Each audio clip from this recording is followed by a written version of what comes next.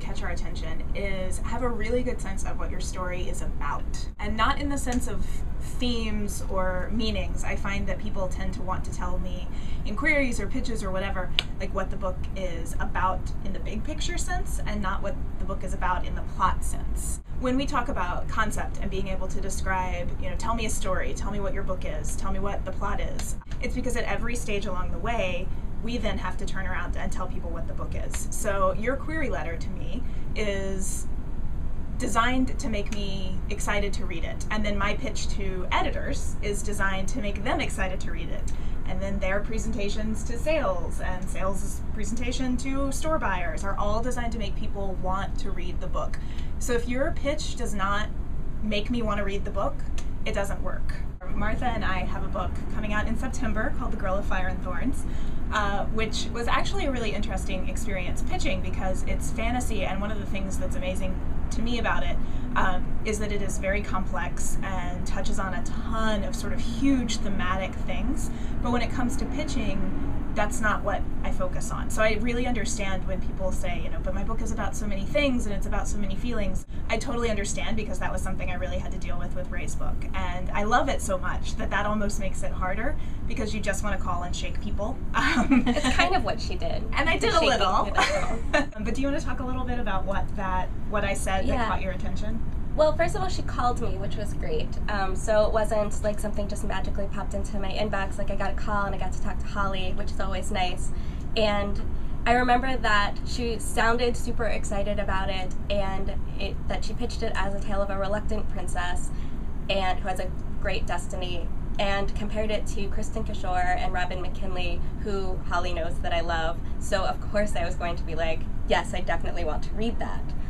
So the pitch worked. And hopefully the pitches I've been doing to all of the readers are working too. Oh, I will just say, if I can briefly plug, Martha's cover copy for this book is insane. I read it and cried a little. It was so great. So it's not just agents who have to be good at pitching the books, it's also the editors. So tell us a little bit about what is exciting. Well, I'm always excited when I get a phone call from Holly because I think she and I have had a relationship for a number of years now, and we have a really good sense of each other's inner readers. I know what her sort of inner 11-year-old and inner 16-year-old want to read, but there's always sort of an art to it. Holly never calls me and says, this is an okay book.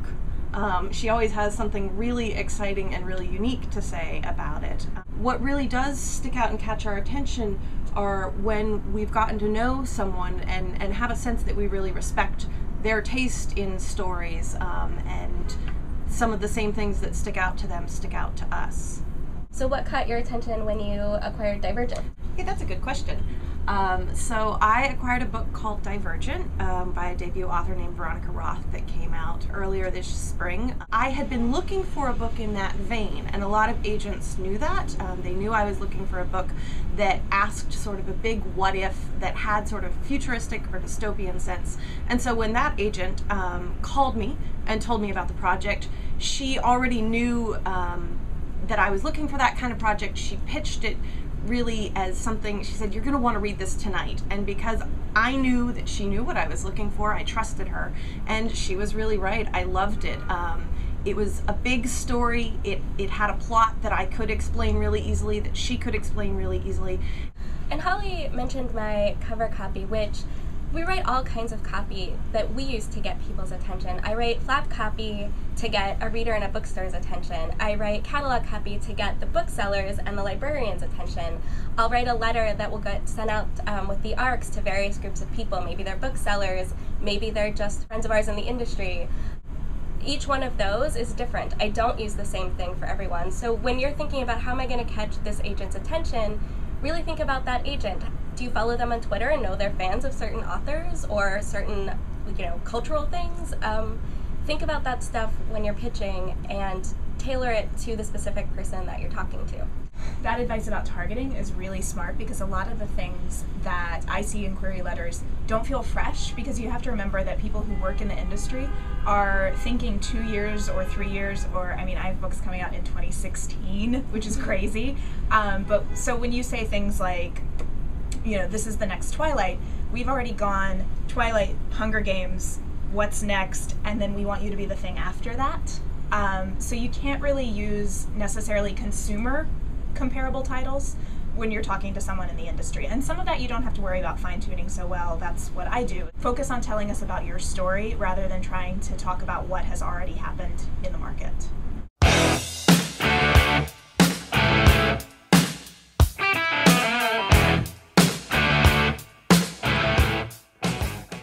We talked a little bit before about catching the attention, the sort of initial hook that catches our attention. And sometimes that comes from you, the writer. Sometimes it comes from the agent to the editor.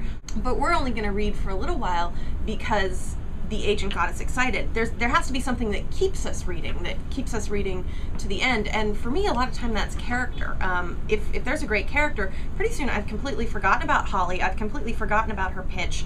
I've forgotten that this isn't a real world. It's that experience of reading a story, and that's even more important maybe than that initial hook, is how do you sustain your reader's attention? How do you make them want to keep coming back to that world and to those characters and to that story again? So you need to make sure your characters do feel like real people. My favorite books, I feel like those characters are my friends. They're people I want to know. They're people who are flawed, who have great virtues as well. They're real, and I can't ever really predict what they're going to do, which is also a huge part. If I'm reading something and I'm going along and I can totally see what plot point's coming next or what choice the character is going to make, that's not that exciting. It's actually kind of boring, and that's not what happens in real life. If you think about like the memorable moments of life, they're when someone does something unpredictable. They're when someone does something totally out of character, or maybe rises above who they thought they were. Or completely fall short of who they should completely be. fall short. And those are the interesting moments. Those are the sort of turning points. And those are some of the best moments in stories. And they come from taking risks. That's so very true. Make sure you're taking risks in your writing too, because that'll make us take a risk when we're reading it.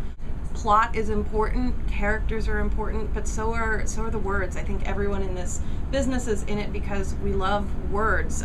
We're not in the movie business working in images. We're in the book business working in words. And so paying attention to your sentences and scene by scene, not just the whole overall picture, is also really important and is part of what gets us really excited when we find a manuscript that has sort of a knack for that, where every sentence makes you want to keep reading, every scene sort of blends seamlessly into the next or leaves you gasping.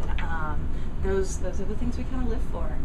The biggest thing that I see people do on the writing front that really encompasses all of that is confidence.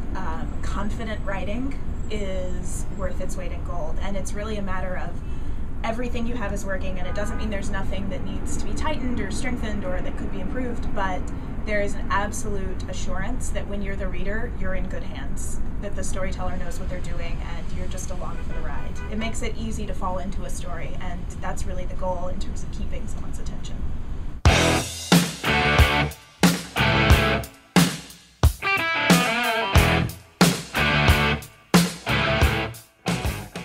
Well, if you're human, you probably cry a little.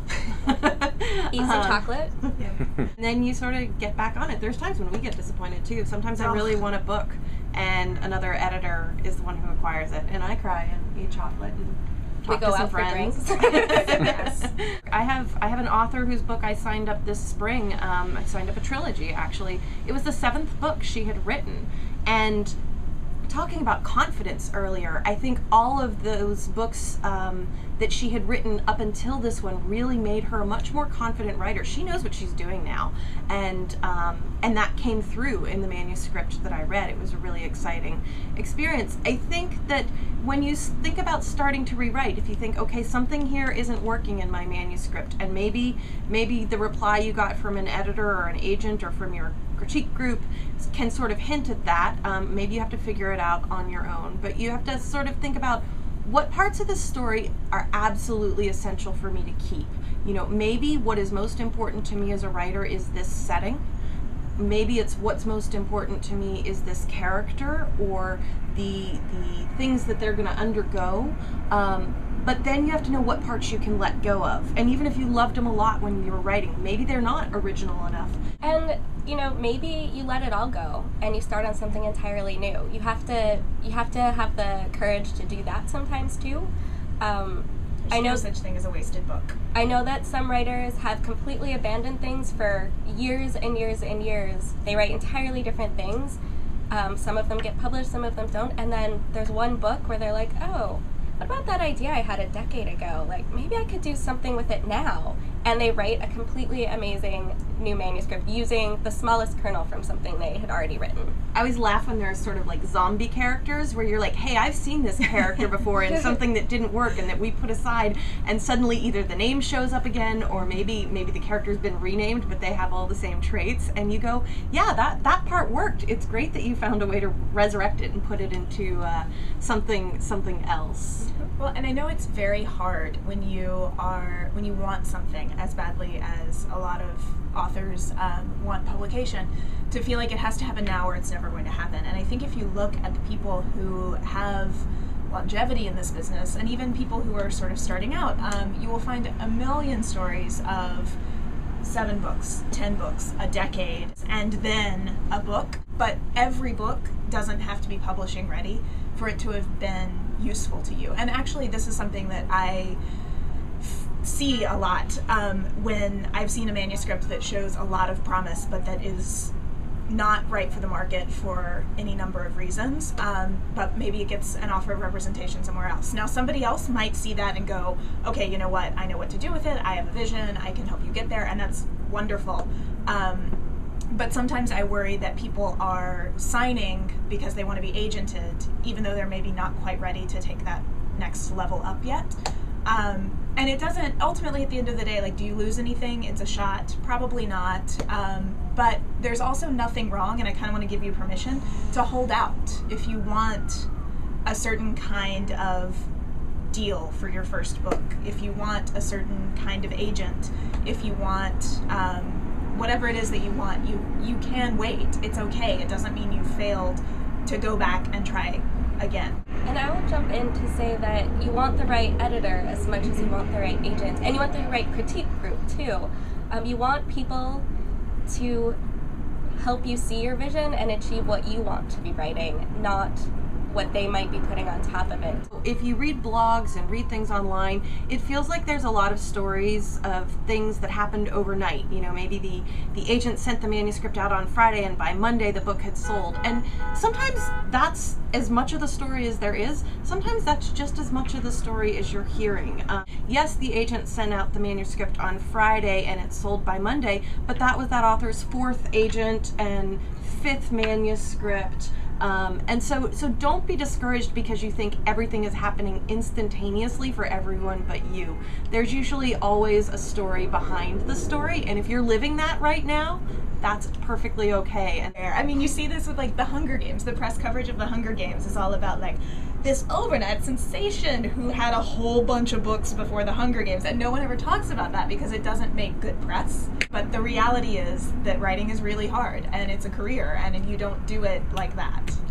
And I once saw an interview with Alan Rickman, who is everyone's favorite Severus Snape, who was asked, what advice he would give to actors, and he said, you can work on your craft, you can learn things like that, you can take classes. What you really need to do is live and have experiences. And I think that basically what we're saying here is everything that you do is an experience and is part of your experience and will help you be a better writer. One of the best parts of our job is getting to see publishing people that you really actually enjoy as well. And because we're all book nerds. We're such book nerds. I think both of us separately have talked about how important it is for us to read published books we didn't work on, and what a tank filler that is for us. Like, if I only read submissions, if you only read submissions, you can lose sight of what a finished book feels like, and how important it is to just kind of top off your reader tank. And I think that's really good advice for writers too, that you can't ever stop reading and learning, and read outside your genre, read different things, pick up what you can from other people. Being happy and supportive for other people will put you in a better mind frame for your own career.